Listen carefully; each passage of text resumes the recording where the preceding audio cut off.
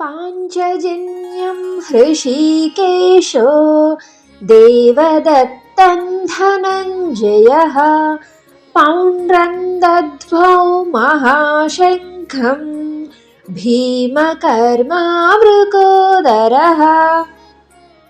శ్రీకృష్ణుడిని ఇక్కడ హృషీకేశుడు అని అన్నారు. హృషిక్ అంటే ఇంద్రియములు, ఈశుడు అనగా స్వామి. ఇంద్రియములన్నింటినీ తన ఆధీనంలో ఉంచుకున్నవాడు హృషీకేశుడు.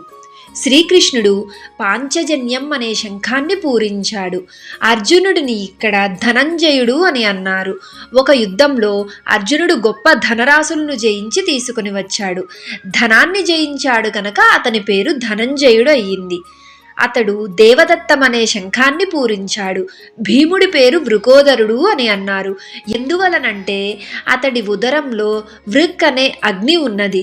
కేవలం అటువంటి ఆకలితో ఎక్కువ తినడమే కాక అతడు గొప్ప గొప్ప కార్యాలను చేసే మహావీరుడు.